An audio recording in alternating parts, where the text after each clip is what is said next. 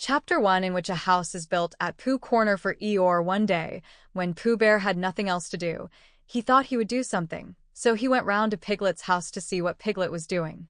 It was still snowing as he stumped over the white forest track, and he expected to find Piglet warming his toes in front of his fire, but to his surprise he saw that the door was open, and the more he looked inside, the more Piglet wasn't there.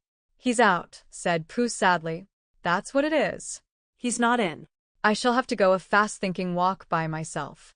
Bother."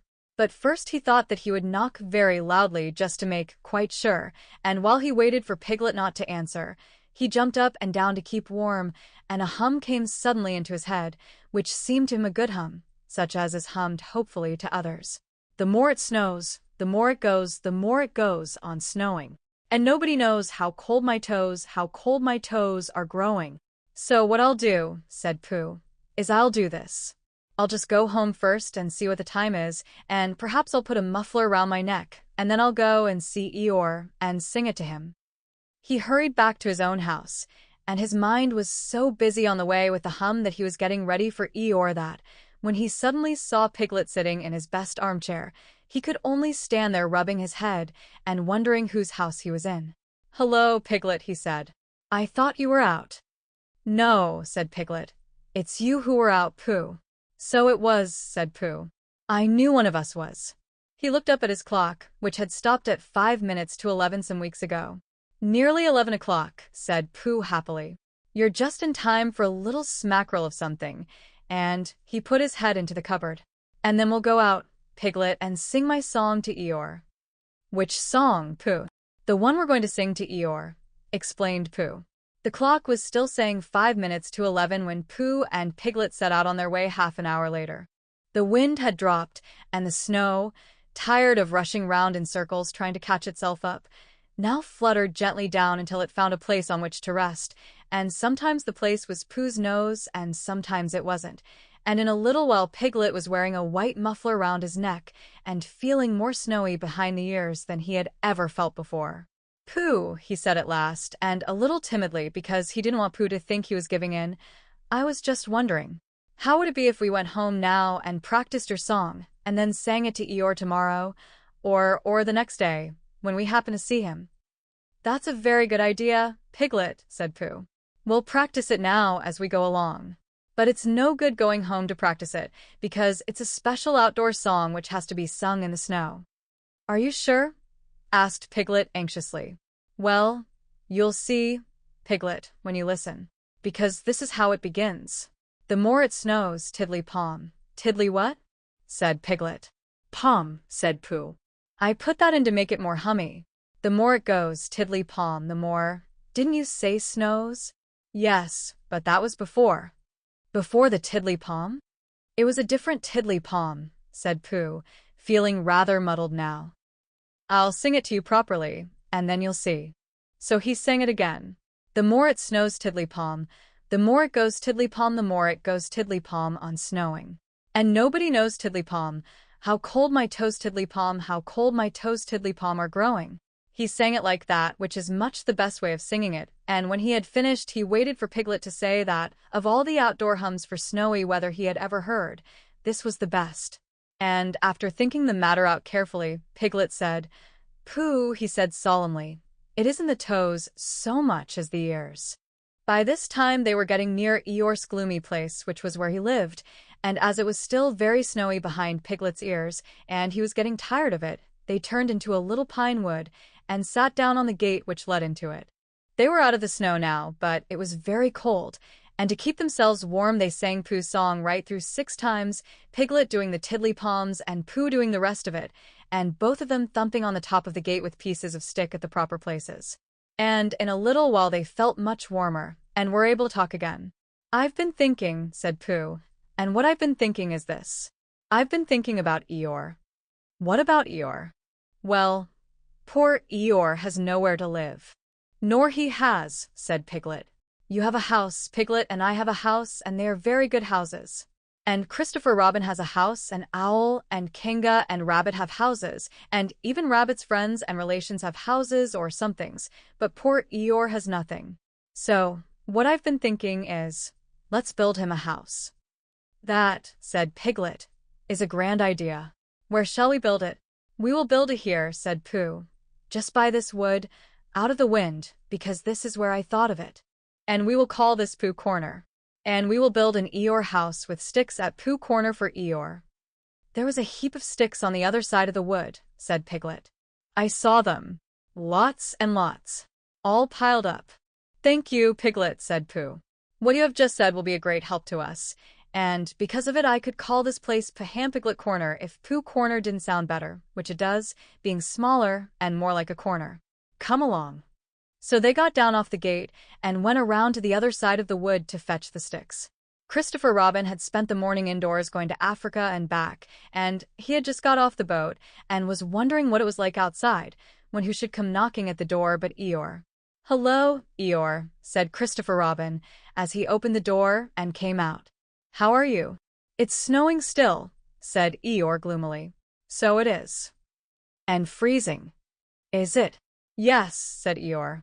"However," he said, brightening up a little, "we haven't had an earthquake lately." "What's the matter, Eeyore?" "Nothing, Christopher Robin. Nothing important. I suppose you haven't seen a house or whatnot anywhere about." "What sort of a house?" "Just a house." "Who lives there?" "I do. At least I thought I did. But I suppose I don't. After all, we can't all have houses." "But Eeyore, I didn't know. I always thought, I don't know how it is, Christopher Robin, but what with all this snow and one thing and another, not to mention icicles and such like, it isn't so hot in my field about 3 o'clock in the morning as some people think it is. It isn't close, if you know what I mean, not so as to be uncomfortable. It isn't stuffy. In fact, Christopher Robin," he went on in a loud whisper, "quite between ourselves and don't tell anybody, it's cold." "Oh, Eeyore." And I said to myself, the others will be sorry if I'm getting myself all cold. They haven't got brains, any of them, only gray fluff that's blown into their heads by mistake, and they don't think, but if it goes on snowing for another 6 weeks or so, one of them will begin to say to himself, Eeyore can't be so very much too hot about 3 o'clock in the morning. And then it will get about, and they'll be sorry. "Oh, Eeyore," said Christopher Robin, feeling very sorry already. "I don't mean you, Christopher Robin. You're different. So what it all comes to is that I built myself a house down by my little wood." "Did you really? How exciting!" "The really exciting part," said Eeyore in his most melancholy voice, "is that when I left it this morning it was there, and when I came back it wasn't. Not at all very natural, and it was only Eeyore's house. But still I just wondered." Christopher Robin didn't stop to wonder. He was already back in his house, putting on his waterproof hat, his waterproof boots, and his waterproof mackintosh as fast as he could. "We'll go and look for it at once," he called out to Eeyore. "Sometimes," said Eeyore, "when people have quite finished taking a person's house, there are 1 or 2 bits which they don't want and are rather glad for the person to take back, if you know what I mean. So I thought if we just went—" "Come on," said Christopher Robin, and off they hurried, and in a very little time they got to the corner of the field by the side of the pine wood, where Eeyore's house wasn't any longer. "There," said Eeyore. "Not a stick of it left. Of course, I've still got all the snow to do what I like with. One mustn't complain." But Christopher Robin wasn't listening to Eeyore, he was listening to something else. "Can't you hear it?" he asked. "What is it? Somebody laughing? Listen." They both listened, and they heard a deep gruff voice saying in a singing voice that the more it snowed the more it went on snowing, and a small high voice tiddly-poming in between. "It's Pooh," said Christopher Robin excitedly. "Possibly," said Eeyore. "And Piglet," said Christopher Robin excitedly. "Probably," said Eeyore.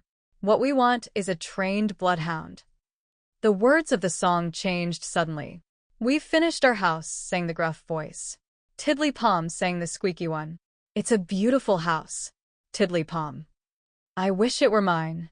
Tiddly-pom. "Pooh!" shouted Christopher Robin. The singers on the gate stopped suddenly. "It's Christopher Robin," said Pooh eagerly. "He's round by the place where we got all those sticks from," said Piglet. "Come on," said Pooh. They climbed down their gate and hurried round the corner of the wood, Pooh making welcoming noises all the way. "Why, here is Eeyore," said Pooh, when he had finished hugging Christopher Robin, and he nudged Piglet and Piglet nudged him, and they thought to themselves what a lovely surprise they had got ready.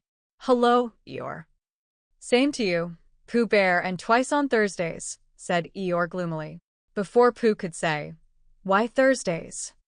Christopher Robin began to explain the sad story of Eeyore's lost house. And Pooh and Piglet listened, and their eyes seemed to get bigger and bigger. "Where did you say it was?" asked Pooh. "Just here," said Eeyore. "Made of sticks?" "Yes." "Oh," said Piglet. "What?" said Eeyore. "I just said, oh," said Piglet nervously. And so, as to seem quite at ease, he hummed tiddly-pom once or twice in a what shall we do now kind of way. "You're sure it was a house?" said Pooh. "I mean, you're sure the house was just here?" "Of course I am," said Eeyore. And he murmured to himself, "No brain at all, some of them." "Why, what's the matter, Pooh?" asked Christopher Robin. "Well," said Pooh. "The fact is," said Pooh. "Well, the fact is," said Pooh. "You see," said Pooh. "It's like this," said Pooh, and something seemed to tell him that he wasn't explaining very well, and he nudged Piglet again. "It's like this," said Piglet quickly. "Only warmer," he added after deep thought.